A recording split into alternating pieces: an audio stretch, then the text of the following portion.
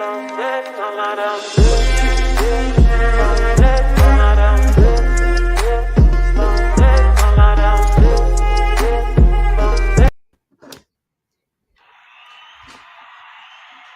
evening and welcome to Pain to Power Leading with Love. I am Maria, your host, also known as Brown Girl Interrupting, and we are launching Season 2, Episode 1, and I am so excited for my special guest tonight. And I just want to kind of, frame again, my purpose of this show is to take the stories of pain and the dynamic experiences that individuals have and how they have turned it into power and led with love. And today, as I'm starting this, and this week as I've been thinking about this, so much of how we lead has to do with the choices that we make. And I've been struggling with choices lately. Kind of going back and forth. Sometimes I want to be kind, and sometimes I really just want to be mean. Sometimes I want to just let go, and sometimes I'm holding on to a lot of feelings and emotions. And so I think every day we have these choices. And as we think about the idea of this journey of pain to power, it's a matter of making the choices that are going to lead us towards our peace and our evolution of self and heal ourselves on this journey. And so I am grateful that you are making the choice to be in here today. Welcome, Tahisha. Thank you for being here with us today. I am welcome to all of our iRant Network fans, our Union fans, everyone here in the chat. I am so excited to start again. And today we are starting with the amazing and dope artist, singer, songwriter, producer, visual artist, and the co-host of the podcast Random Thoughts. I can't say enough about this lady. She's amazing.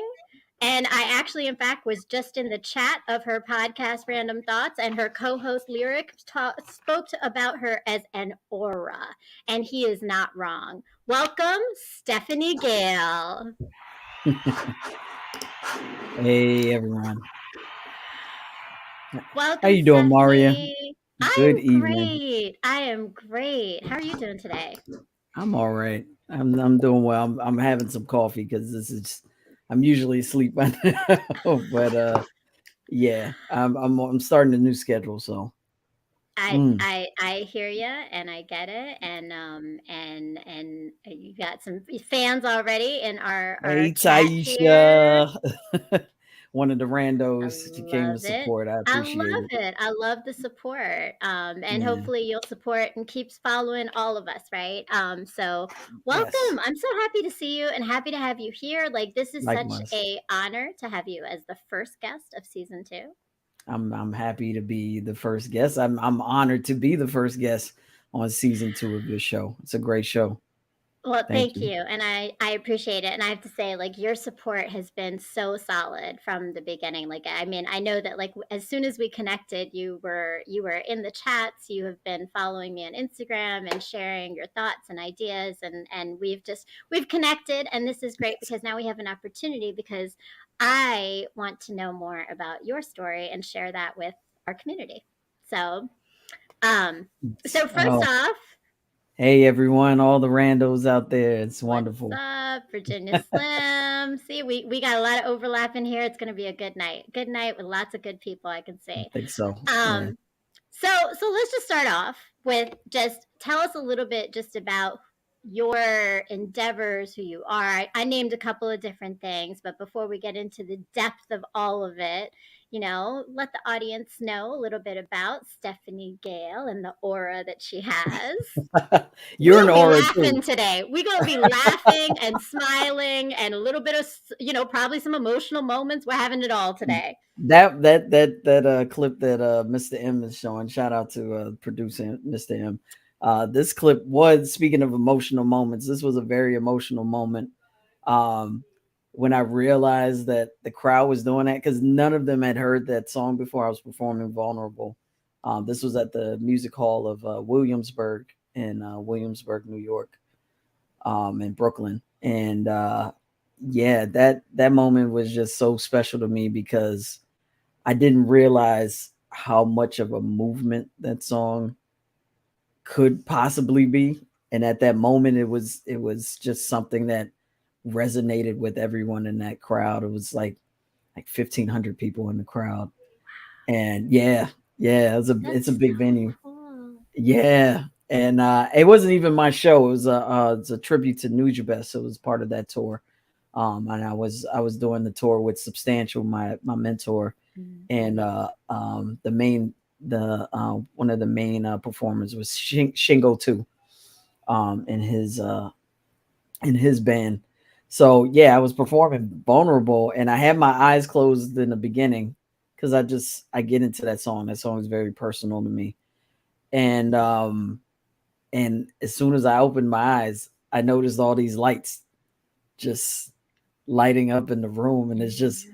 like if you see the entire, that's the second half of the video, but there's a first half. I have to find it, but during the song, once I realized that the lights are on for me, I just like my you could hear me choking up.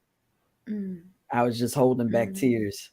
And it was just, yeah, that was just a really, really special night. I had a lot of people coming up to me, like just confiding in me, hugging me. It was just a beautiful experience. So I guess as far as your question though, I'm a singer, songwriter, producer, also visual artist. I actually attended the Cooper Union for the Advancement of Science and Art back in 2000. That's when I moved to New York, Mhm. partially for that, partially to pursue a music career. But fine arts is also one of my areas of expertise. So I put my heart and soul into all things creative. I do a lot of things. I'm a person of many hats. I have my own, company, 12 Sign Entertainment. Um, excuse me. I lead a lot of things. So, um, yeah, that's where my heart is. My music and my heart. And I love that you connect. It is your heart, right? And I think your heart is also what connects you to your fans. It's clear, right? Like that Yes. moment and the way that that impacted you, but I imagine also the way it impacted others. Because we're going to talk a little bit more about that song "Vulnerable," but that is one that resonates Mhm. so deep, right? And I think we talked about, and you've shared that that's one of your really like that. That's the song that has hit a lot of people. Taisha says, I cried so hard when I first heard Vulnerable. It's a very captivating song. It definitely touched my soul. Great quality music video. Congratulations, Stephanie. Oh, Yes, thank you. yes, yes, yes, yes. I And my echo all of that. and my just a note, my co-host, one of the co-hosts of Random Thoughts, which is a show that I do earlier in the day. My co-host Eric Ramos, famous Ramos. Yeah, he's the one that directed the Vulnerable video. Um, Oh, nice. yeah. He and Nice. I go way Okay. back. Yeah. Yeah, the video. I mean, so look, it, and y'all will all see this. Hopefully, you go to the links down here. You have got to check out her music. It is amazing. It will hit you. Just your voice is angelic and warm, and like it's everything. It's everything, and the layers and the dynamics. Like I mean, and then your lyrics are so deep and so powerful. And I mean, I think that it's an experience. Listening to your music is an experience, and I'm sure that's probably what you've heard from others as well. Is that but to add on the visual of the video, it's just everything. So you Yeah. are dope and aura and talented as can be. But you are also someone who has done all of this through a lot of challenges and pain in your life. Yes. It's not all come easily or without, barriers. So we're kind of gonna go. Let's go there a little bit, right? So, I always ask everybody when they come on the show because I think that what we view as pain and what we view as power and that connection to them both is so different for everyone. And I'm always want to know for you, what does that mean when you take pain and you turn it into power? Um, I when you take pain or trauma that you've been through in your life, like even with that song with Vulnerable, if you listen to the entire album that it's from, which is Songs About V, which is my first LP, um, even that album was created from pain. I, initially when I came up with the concept, it was actually I was actually in love with the person um, that is the subject of the album, and I was very much in love with her, and I thought she was in love with me too at the time. And then things changed and the dynamics changed, and it took a very somber, dark turn, and I actually went through a bout with depression at that time. And it took me about a year and a half to kind of process and go through the depression and the pain that I was going through. Um, and once I did, and I was still working on the album at the time, but it had taken on a different tone because of what had happened between us.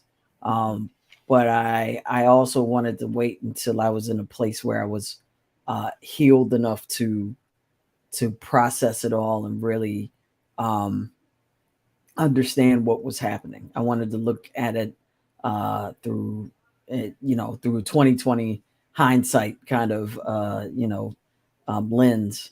So there's this pastor Stephen Furtick that said you shouldn't talk when you have a gash or an open wound. You should talk about your experience once your scar is healed. You Mm. can show people the scars and tell them the story about how that scar came to be. you know um so, and that's basically what I did. So when I created the album, I had a better understanding of what had happened, and that helped me to create the story arc Mhm. within the album. So I had a clear idea of what I wanted to do. I wanted to take you on that journey and tell you the story of our love, how it came to be, how it fell apart, and then at the end of it, inform you how I found new love within myself. Mm. So you listen to the album, and it starts off as a love story, and it is overall, but it's a love story about loving yourself and finding the peace and love within yourself. So I did so with it from that pain. I created this album that ended up touching the lives of so many people around me. So excuse me. And every time I introduce the album to people, like I always get, I'm very happy when people are like, "Yo, that album is amazing!" Like, how come I didn't hear about this album before? Like, it's I love touching people in that way. So, and with Vulnerable in particular, I'm happy that I was able to take that pain and turn it into something beautiful. Like I Mhm. created something beautiful out of it, because that song is about my depression. It's about the process of it, what I was going through, and just looking in the mirror and telling myself you're gonna be okay. This Mm. is just it's a bump in the road. It's a rough patch, but the light is at the end of the tunnel. You'll get through this. So yeah. That's a beautiful thing, though. I think the idea that you were able to sit and reflect on it and then create something that helped tell the story but Mhm. also helped heal you, right? Right. And that is the power. The power is that that healing of yourself has helped so many other people. And I don't know if you imagine that to come from it. I mean, is that something that you anticipated, that the way that people would react to it? I honestly didn't. I didn't realize how many people would really resonate with that particular song. Um yeah, anytime I perform it, I like I said, someone comes up to me and they tell me, that song is amazing. Like I went through a similar bout. I deal with depression, I deal with anxiety, so on and Mm. so forth. And it listening to that song, like, reminds me that I will be okay, and that I'm not alone. I think that's the biggest takeaway too. Listening to that song, people realize, oh, there are other people out here that go through the same kinds of, emotions, that go through the same kinds of trials and tribulations. And you know to know that there are other people that are feeling that, and there's someone out here expressing that, is you know that helps people get through. What's up, Lordville? What's What's up? going on? Welcome. Um, yeah, I mean, but you know what? Like, so it's interesting, and I'm just going to ask you because I think for me, I know like that also was like a new evolution of creativity and healing, almost. And hearing other people say that, like it's like it almost continues. I love what you said about like not speaking until the gash is healed. Yeah. I have to say, I'm not very good at it, but I liked it. Yeah, I I'm can't, not, like I said, I but can't my take way credit. is different. My way is different. I think that part of my story is that I speak when I speak. But I think that but there's that like it's never healing is never a one step thing, right? It's all these layers that kind of build on each other, and I'm wondering like is the layer of your audience's reaction another piece of your own healing that's come through from that?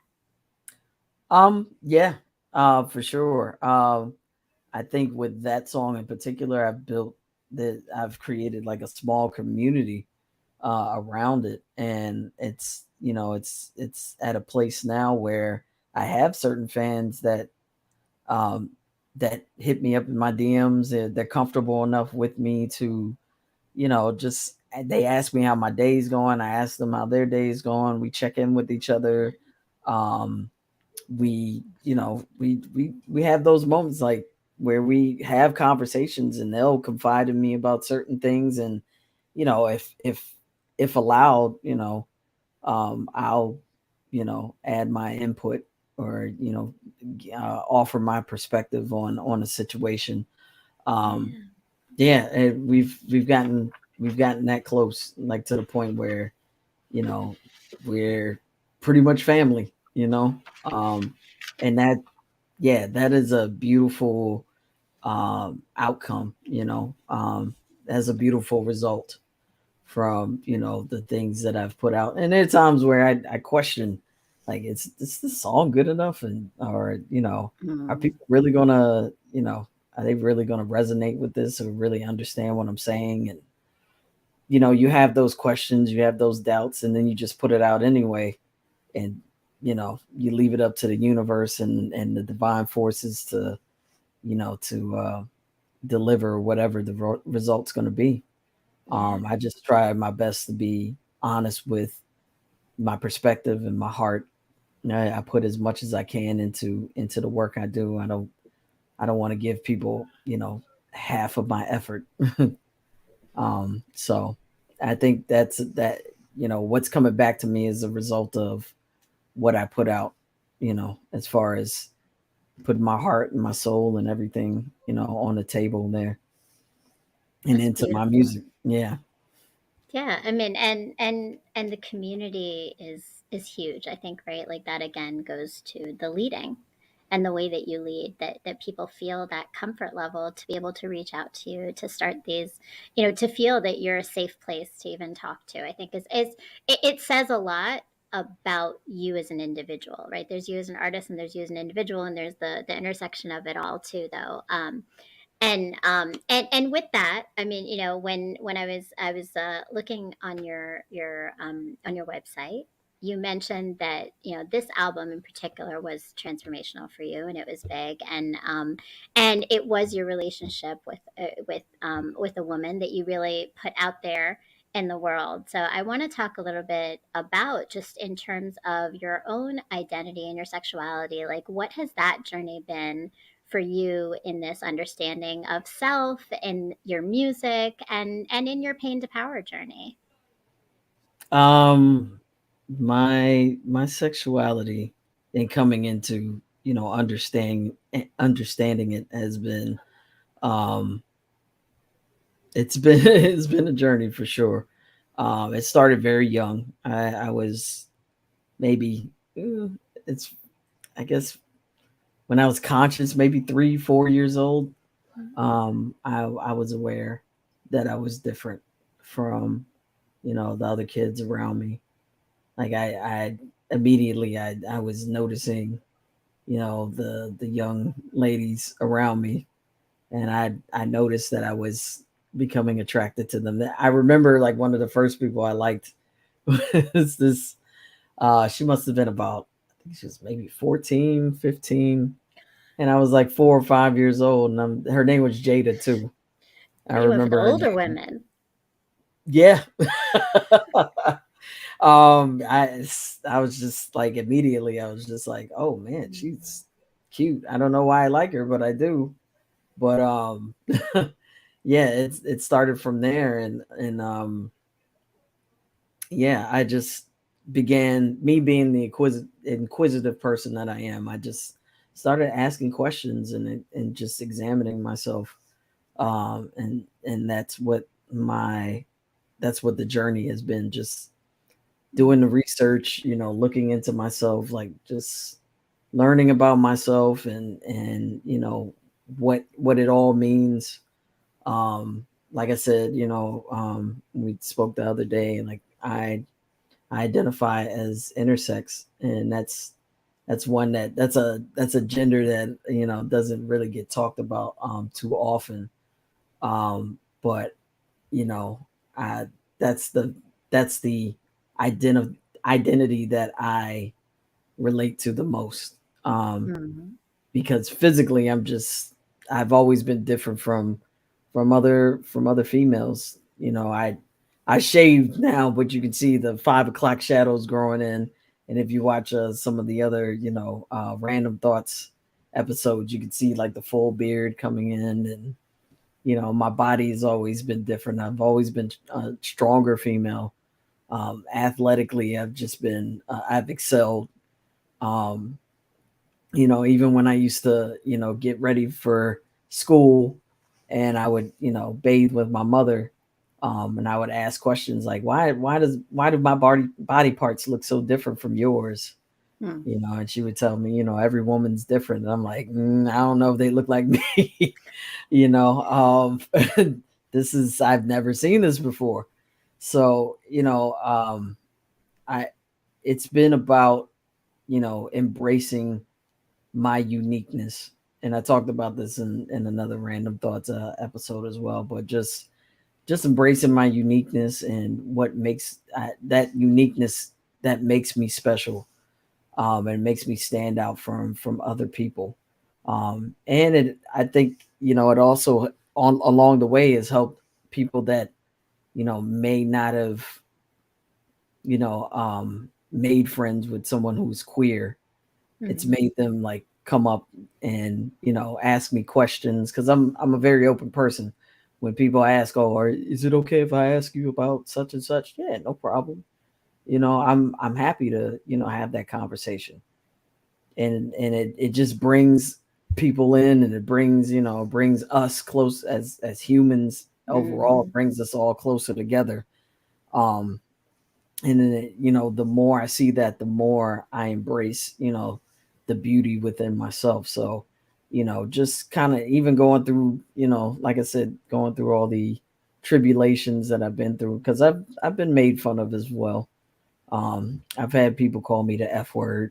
I've been called a boy, and it's been used against me, and I've been bullied, and guys have tried to beat me up, and you know um I've been through all of that stuff.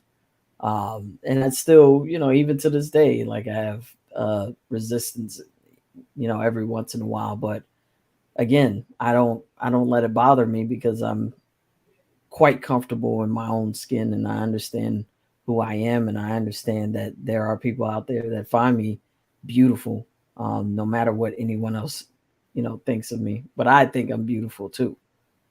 So, I love you know, that. That's yeah. beautiful. Yeah, and Virginia Slim says, "Thanks for sharing, Steph. LOL, I must have missed that breakdown of random thoughts." And yeah, thank you, Virginia Slim. And yeah, I mean, I think the power of knowing who you are so strongly has certainly helped you to move through the world. It sounds like, right? But that it doesn't sound like it's always been easy. And but but I mean, I applaud you, one, for always being so honest, for being so authentically you and showing up, and you're an aura, right? You are, like, everyone is. I believe that was exactly what the lyric said, is people are just drawn to you, right? So you exuding all that you're saying, and it is the truth. It's for real. And but I think, your story, as you said, right, helps others to grow from it. And I know there's youth, there's adults, there's a lot of people who identity is that struggle, right? Like, who I am is not something everyone embraces of themselves. And a lot of that sometimes comes from the way other people perceive. So you kind of mentioned, the idea that you've had to work against other people's reactions to you. And I mean, have there been, are there particular, like, assumptions and kind of, those judgments that you get that have impacted you more so than others? um, I think, I mean, just the idea, again, I'm sure we're gonna bring up the clip too, but yeah, just I was just thinking about this recently. When people tell me, "Oh, you're not a man," and it's like, yeah, thanks. Thank you for stating the obvious. I know, I'm not a man. And like that's like assuming that I want to be like Mm, a man is not what I'm that's not how I operate. That's not how my mind operates. Do I identify with certain parts of masculinity? I do. That is a part of my makeup. That is a part of who I am. And that's something that I don't run away from or shy away from. And I understand that, you know, certain people in the world are going to perceive me at face value as a male. Um, and so, in certain situations I have to operate as such, mm, just for survival's sake. I mean, I'm always going to be me, but like I said, that I have to tap into that part of my, the part that is masculine to be able to navigate and move through this society. Like, if I'm threatened, I'm not going to be like, someone help me, call 911. mm, Like, I'm not going to do that. Like, that's not my reaction. My response is going to be, I'm going to stand 10 toes down. I'm going to puff up my chest and I'm going to be like, let's go. Like, if I have to square mm, up, we're going to have to square up. If I get knocked out, I might get knocked out, but you're going to know that I'm standing here holding my own. Like, you're going to understand, like, I'm not mm. anything to be trifled with. Like, that's the side that I'm going to have to, you know, um, tap into in that particular Yeah. scenario. Hey, what's up, Adviz? What's What's up? up, Advis? What's Peace and up, one love, Tiffany? fam. What's up, Tiffany? Thank you for pulling up.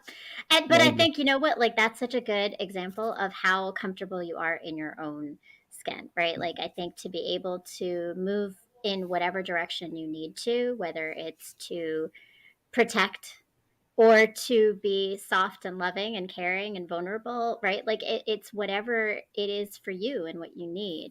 Right. But what we're talking about, right, is that, but people's perception is always different, right? And how people perceive and receive things doesn't always sit well, for us individually. Like, and Right. I want to bring up a clip from a conversation because you and I had a conversation on this, and let's unpack this a little bit, right? So there was I think it was 2 episodes ago. Random Thoughts had you had a guest on, and actually when your co-host made a comment, and we're actually going to bring up the clip, I think, and I'm not going to speak more. I'm going to let you set it up a little bit better than me, and then we can watch this clip a little bit. You know, they get whatever women they can. You might have a few that may luck out, but for the most part, women date up. That's just what it is. Yeah. You know what I'm saying? And that's the part that men need to realize. You know what I'm saying? And then as far as the women, you know what I'm saying? Oh, not exactly true. What? I don't care. No. Okay. Women date up. For the most part. If you look at my life, it seems some of them. Steph, you are a rarity. You are a rarity. All right. Like, why is it triggering you? Because Okay. Stephanie, you can't speak the same thing because no offense, you're not a man. No, but it doesn't matter how you look. It doesn't matter how you look. At the end of the day, you got titties under there. So, that seems like a small thing, right? But again, like exactly what you said, I want to know what was going through your mind and how were you feeling in that moment? I think, and I want to preface this in that, so you are the only woman on a all male co-hosted podcast called Random Thoughts, and that in itself is a whole dynamic. But there's moments where I feel like I've seen you and I'm like, whoa, how'd she take that? Right? Like I myself have been feeling things. So tell me a little bit about that moment and what was happening for you. Well, and I don't know.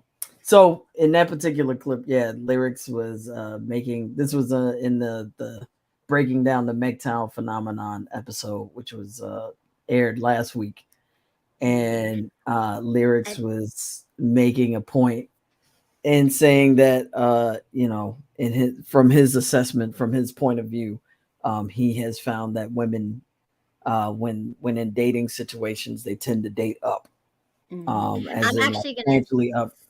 Stop you there only because I know that the last time we played it, the sound was a little bad. We're going to play it one more time. So that's the setup. That's what Lyric was saying. And then we're going to come back and talk about why we brought this clip in.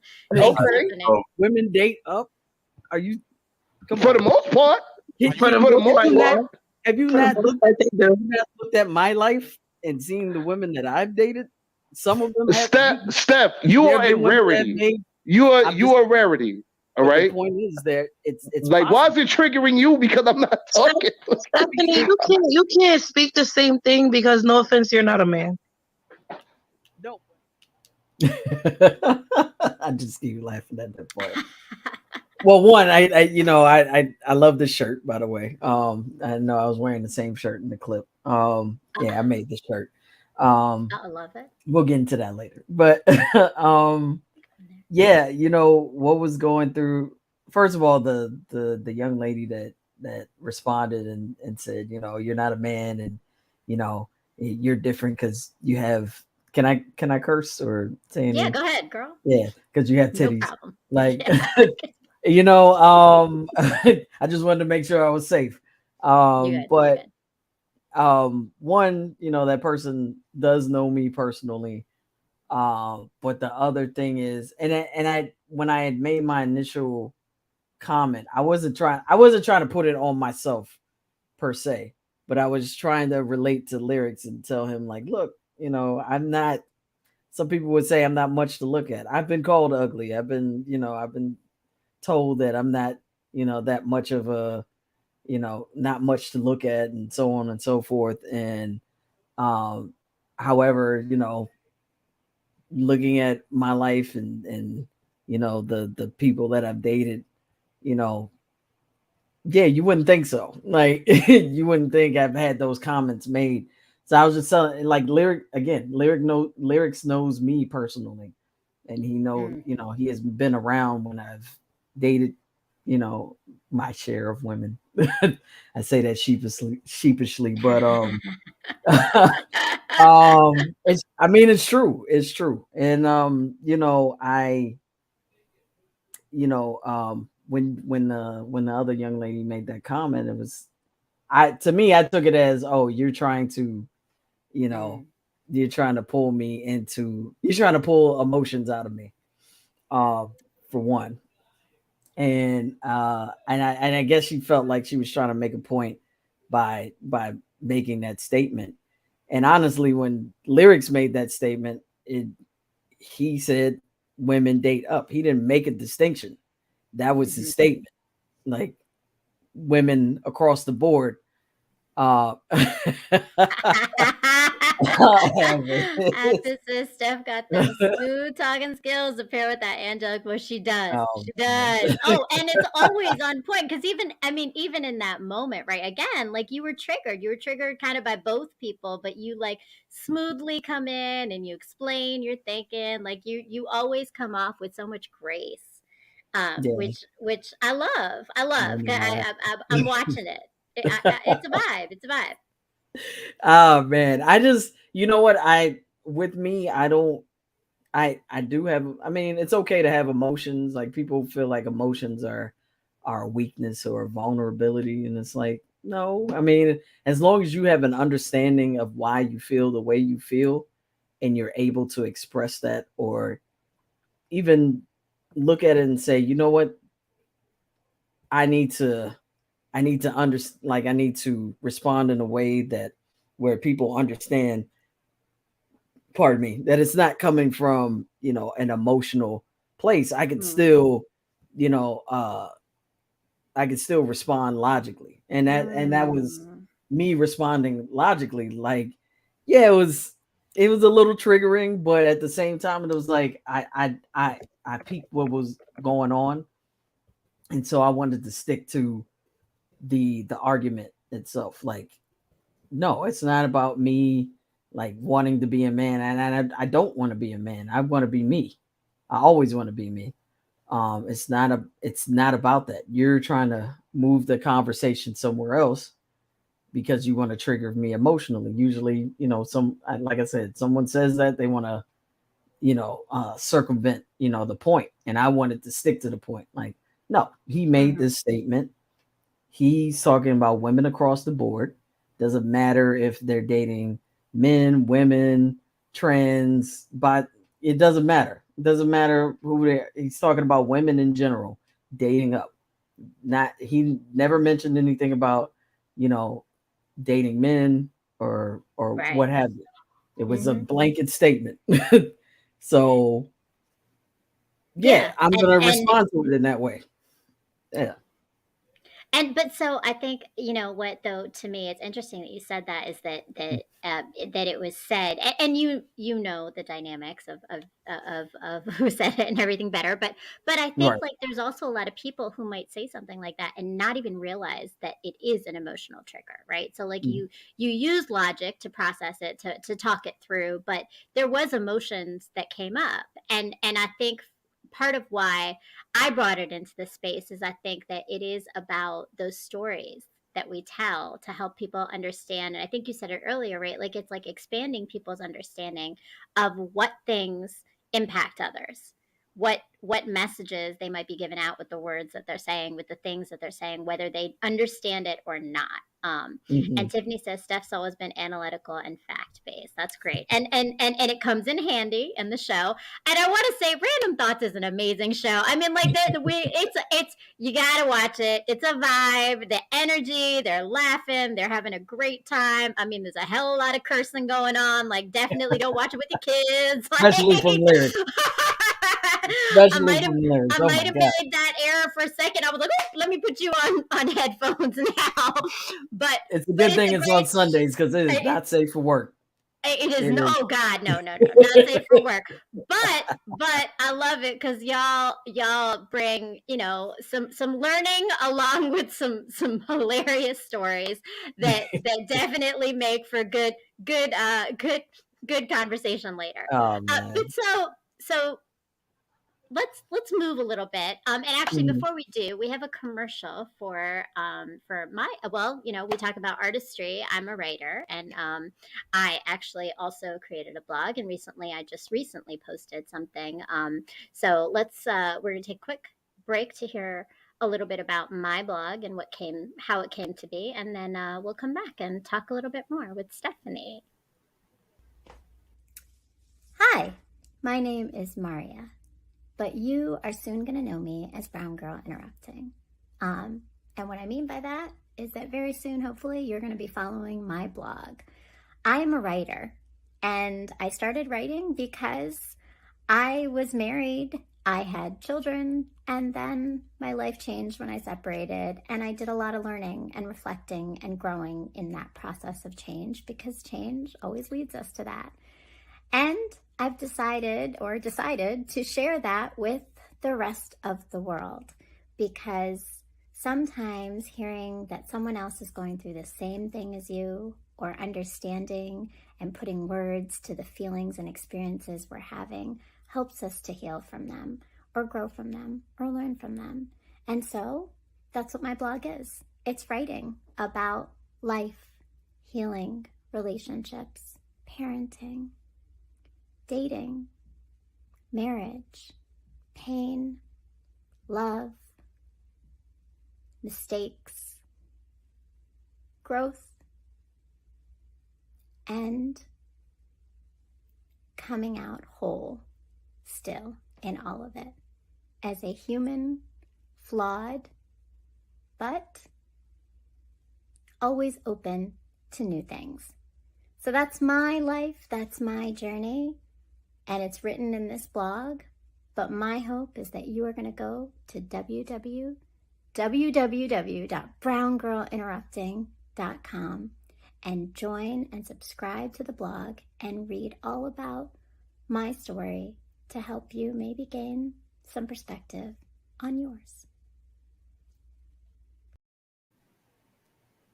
All right. So yeah, that's my blog. And as I said, unlike Stephanie, I don't hold until the gash is healed. I let go early on. It might be like a little premature sometimes, but that's me. I authentically share my story. I do it on my blog. So please go follow www.browngirlinterrupting.com, just right up there. The links are all down here as well.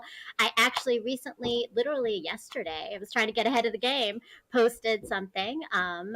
It's a raw one. It's a real one, and it's called "Awakening to the Games He Played."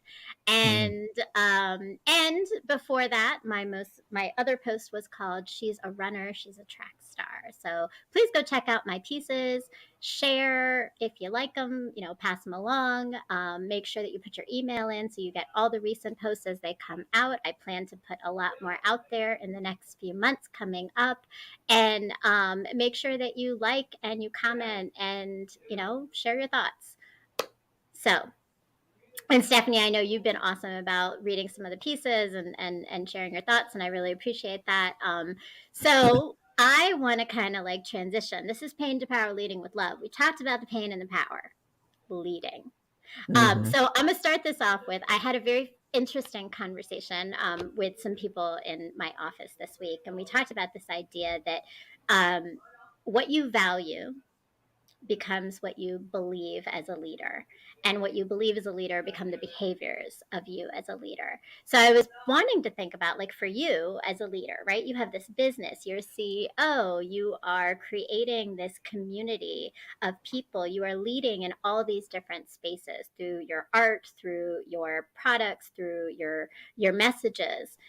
What is your key, like, core value? Like, what is those important things to you, and how do those impact the way that you then show up in your beliefs and the things that you're doing as a leader? I always want to operate in a way where I want to bring other people in. As far as core values, I always, like, I'm a very loyal person, especially when you show that you are capable and you're present, just as present as I am. in situations. I definitely respect that. I also respect. I'm always someone that uh, works for respect. I always, I do my best to show up, in the best possible, in the best possible light and manner that I can, as a leader. And I always want to be someone that is reliable. Like if you need me, um, to show up, I will, show up and do the best I can. But I really, I want all of those characteristics and all of those things to foster, collaboration. Because in order to be a good leader, you have to be someone who is able to collaborate. And like I learned that from when I was a supervisor, with my day job.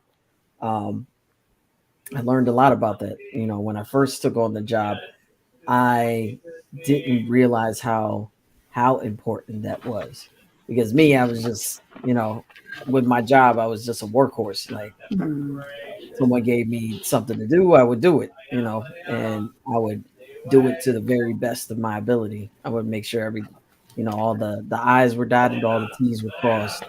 That's the kind of person I was. And then once I moved into the position of a supervisor, I learned over time that I have a team. Like I need to rely on this team to achieve this particular goal.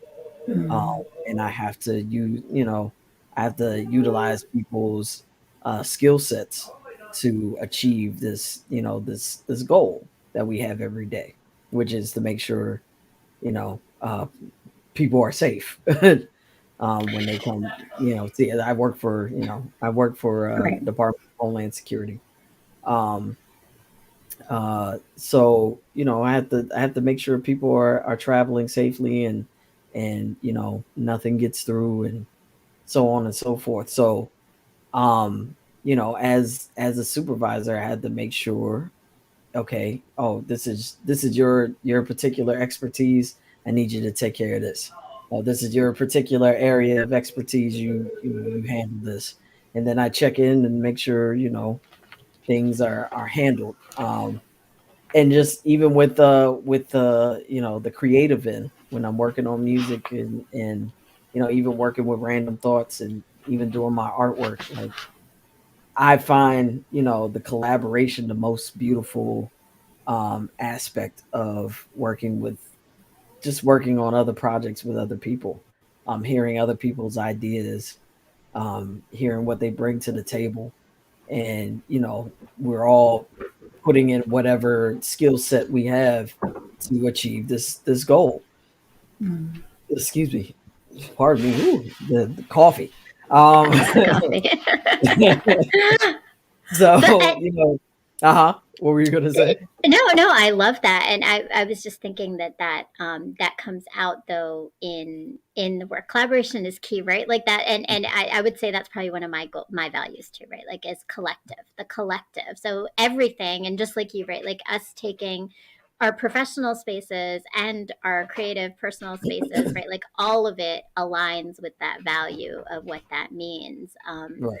And I wanted you to elaborate on that a little bit, because I think you and I had a great conversation about the essay "A Thousand True Fans." I think that really outlines what you just said, and I'd love to have you share a little bit about what that means to you. So when you think about fans, and what you've learned, and what your goal is about having a following, and having people who are buying your merchandise and showing up for your shows, and there to buy your music, what that looks like for you. So if you can talk a little bit more about that in terms of your lens.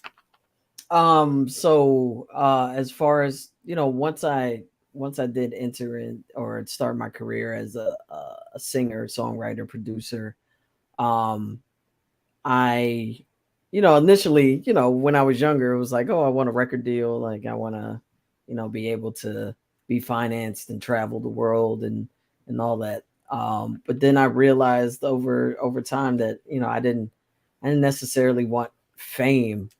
I wanted to be able to. I had to be a little more realistic. So I kind of reeled it in, and I realized like what I want is to be able to pay and finance my music, live a comfortable life, be able to travel, as much and as often as I can.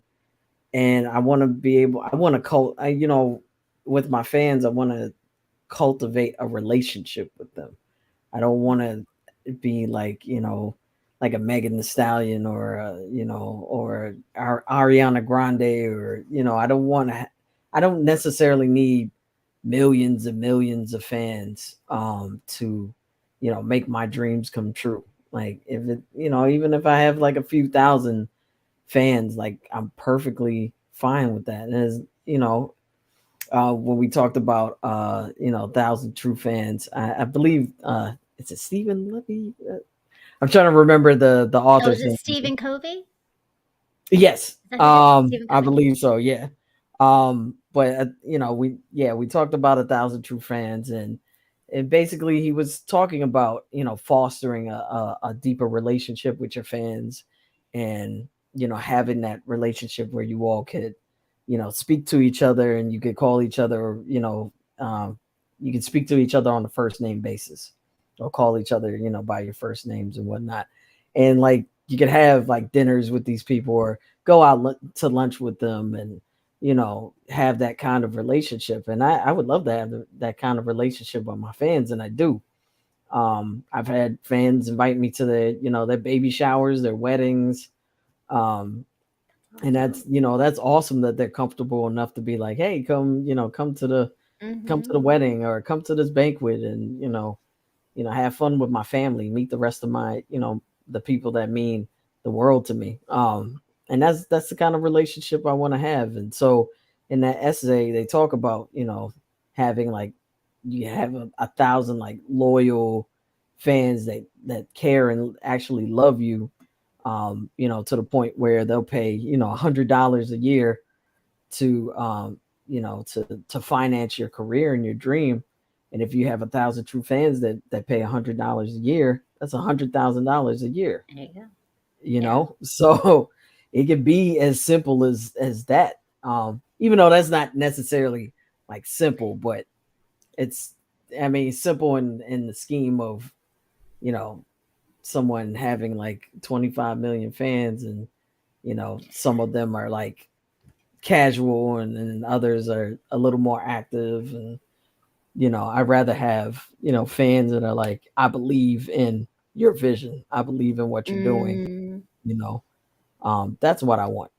Yeah. I mean, it's I want. meaningful. Those are meaningful relationships with your fans, though. And I love that. And I think, honestly, it inspires me. When you told me about it, I was like, oh, yeah, and I have to say, and I apologize, you gave a shout out, but I didn't give a proper shout out. Our producer, amazing, Jaw Logic, Mr. M. He is in here. He is in the background doing all the fancy stuff and making this work and make it happen. But I will say that we are part of a network. We are part of the Ranters Union, and that is very much about collectively coming together, supporting each other, and honoring our fans, right? Like we saw a lot of folks in here who have followed from Random Thoughts. They're on here supporting Yeah, you and supporting me. I think I got a couple followers while we were sitting here. I saw my phone start blowing up. So nice. that's the real deal. I think, right? Like when we talk about leading, to me, so much of this show is that it's transforming, one, how we think about pain and power, but it's also transforming how we think about leading, because Right. there's so many skewed messages out there of what it is to be strong, what it is to lead others, what it is to follow others, right? Yeah. Like, and it really is Ubuntu for me, right? I am because we are. Like, it is all about community and Right. collective. So we are closing out a little bit, but before we do, I want to ask you one last question. And Hmm. then definitely plug in new stuff you got going on, and we're going to do that. But if you had a message to your younger Stephanie self of some things you've learned, pick like two things you've learned. What are some of the things that you would say to young Stephanie? I would tell young Stephanie. Well, one, this is one thing I say all the time. You know, people people oftentimes don't, especially in my life, like people oftentimes don't see with their eyes, they don't hear with their ears, they don't necessarily use their senses. Like they don't see with their, they don't see with their eyes, they see with their perceptions. And that's something I've reminded myself all the time. Like, again, they see me, they see, a man, or they see this masculine, individual. Some people even see a trans person. So people would see with their perceptions, and you have to be understanding of that. I think that that has reminded me that you have to have a grasp of humanity, the humanity of others, and you have to be understanding and come from a place where you can meet them in the middle and help them to understand where you are and what the situation actually is. So that's one thing I would tell myself, like, be understanding, be loving, have, it's okay to have your heart open, because it leads to deeper conversation, and it leads to both parties taking away something, a lesson. I would say the other thing, wow, that I would tell my younger self is, that you're, no matter what, you're beautiful. No matter what anyone else says to you, or no matter what anyone else thinks of you, it only matters, what you think of yourself. And that will, I think that will resonate. And I guess that's where that aura comes from. It's like, no, no matter what, no matter what anyone says to me, like, there's, I know the truth. And I know what kind of impact I've had on people. And I have enough confidence in myself to know that, you know, no weapons or words formed against me shall prosper. I don't usually take much The from the barriers Bible, of but no. yeah, but I think that's appropriate for this particular situation. I just, words don't hurt me anymore. Like, they really don't. It's like, what can you say? I've done so much, with this life. I've accomplished so much in this lifetime. What can you say to me that would break me down? That's So powerful. that's what I would tell my younger self. Like, continue to be brave and beautiful, because you are. Those are great messages. Those are great messages, and I think the beauty of choices, right, is that we continue to get to make the choices to follow the messages of whether or not we did when we were younger. So Mm. before we close out, uh, any new projects on the horizon, or any current projects you want to share? Where can everybody go and find out? I know we got your website below, but what other things does your fans and your new fans, who obviously are now following you from my group and my crew, what do they need to know about Stephanie? Right now I am in the studio actively working on new songs, and I should have something out for the holidays. I'm planning on releasing at least one new single this year. I've been relatively quiet this year because I recently moved back to, my home state of Maryland, where you and I are both from. DMV. Maryland in the building, yeah. DMV in here, but I've taken the time to get accustomed to my new change of lifestyle. It's been a learning experience. But I've been working on the creative side. I've been doing a lot of, like I said, random thoughts. Eric and I share responsibility of creating the promo for the show. I actually did the last one, the one for the today's episode that aired. When do people check out Random Thoughts? When does it come on? So you can check out Random You know, Thoughts. Yes, almost every Sunday. There we do take a break. I think we're gonna take a break at the end of November, but every Sunday at 3 p.m. Uh, Eastern Standard Time or noon Pacific Standard Time here on the Ranters Union and also our official Random Thoughts Talk series YouTube page, Facebook, and also Twitch. So you can check us out there and get to know us a little bit more. It's a great space. We foster a lot of good times and a lot of as a lot lyrics would say a lot of fuckery. A So lot of fuckery, but it's hilarious fuckery, y'all. You gotta come. You it's a gotta lot come of and fun. see. So yeah, so I have that, and also I'm working on a couple other projects creatively, but I will have new music next year. Um, like I said, I wanted to take the time to get myself settled and get acclimated to my new schedule and my new life. But check out my older material as well. Check out Songs About V. It's not that old. It's probably a couple years old. But check out Songs About V. That's my first LP. If you want to go even further back, you can check out my material under my old name, Steph the Sapphic Songstress. I put out an EP called the Sapphic Soul EP, so you can get to know a little bit more about me and how I was back then. Um, and you can also check out if you want to get into the holiday spirit. Um, you can check out my two volumes of Christmas at 7222, volumes 1 and volumes 2. Those are also available. And yeah, you can go to And the all of website. those are in your website. So when you go Yeah. to Stephanie's website, you go to the link below, you'll see everything because she has them all there. They're all linked. You can go straight to them. You get a link. I love it. You got a nice little teaser, and then you know where to go to get the real, the full Exactly. situation.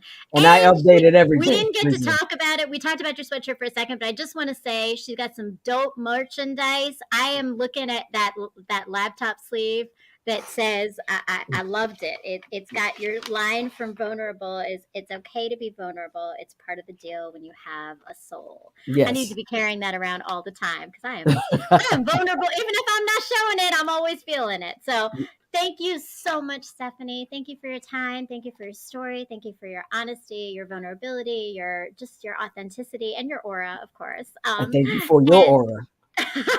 Yeah. well, I appreciate it. This was great and so much fun. And to all of our ranters family, our randos, and I saw Tiffany, I saw you in there. The randers are in the Yes. building. Yes. To everyone, please make sure you are following Stephanie on Instagram, on TikTok, on her website, and you are following me, Brown Girl Interrupting. I am sharing my story all the time. I got all kinds of TikToks and Instagram. And so definitely follow us, share, connect, and continue to make those choices. So choose humanity, choose understanding, choose collective consciousness and growing. And hopefully that means you're going to choose me and Brown Girl Interrupting and Pain to Power every Sunday at 9 o'clock after you watch Random Thoughts at 3 o'clock. And you are going to be here again for stories of pain to power and leading with love. So next week, October 29th, I am featuring Brandon White from the Unbound Ed family. Any of my friends out there who are my Unbound Ed family, he is a podcaster and a educator, and he creates the podcast called Complexion of Teaching and Learning. And let me tell you, it digs deep into the history of teaching and learning and race and culture and all the impacts that systemic racism has had. So we're going to have a great conversation with Brandon next Sunday at 9 o'clock. Please tune in and make sure you're following us. So Have an amazing evening. Thank you so much. Thank you to my Ranchers family, the Ranchers Union, to everyone who showed up, and of course to Ja Logic, the amazing producer behind the scenes and who makes it all happen. So have a great evening. We appreciate you all here. Thanks again, Stephanie, for showing up and being on episode 1 to kick it all off. Thank you. Thank you all right. for having Have a great me. evening. Peace, Again, love, and such a light, pleasure. folks. Peace.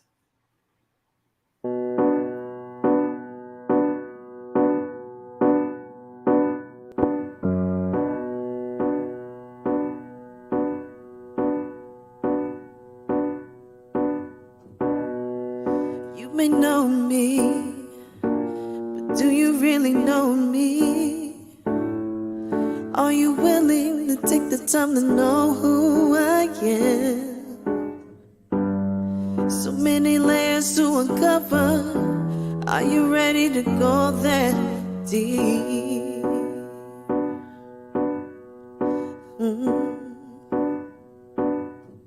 See, the ones that truly know me understand the very core of me. I'm a good woman with a good heart, most fail to see. I invite you to take a minute to not use your eyes, but use your heart to see. Don't be afraid, it's okay. It's okay to feel vulnerable. It's okay to be scared, to be hurt, to be broken. It's part of the deal when you have a soul. It's time to let it go. It's time to face another day. You may never find the answers to the questions inside you, but perhaps it's better to know you'll be okay. Yeah. Truly hurt me more than you ever know. I never knew pain so real could pierce this deep. To a point where I couldn't move, completely numb to any other feeling. Yeah. Now I hope this burden on me. My friends don't even recognize me. I stare into the mirror and view an empty shell for who I used to be. And pain is in everything I say or do. I wonder if the love I felt will return to me. Hey, hey, hey. But for now I'll be okay. It's okay to feel vulnerable. It's okay to be scared, to be hurt, to be broken. It's part of the deal when you have a soul. It's time to let it go. It's time to face another day. Hey, you may never find the answers to the questions inside you, but perhaps it's better to know.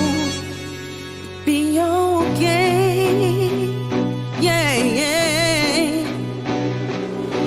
To know that I'm stronger than they say I am. That even in defeat I can take a stand. To recognize that loss can also lead to gain. That the sun can still shine even in the rain. I may be down now, but I'm far from out. Even in the face of despair or even doubt, I just really needed time to figure it out. See the image of the woman that I am now. Oh, oh, oh, oh, oh. It's okay to feel vulnerable. It's okay to be scared, to be hurt, to be broken. It's part of the deal when you have a soul. Just let it go.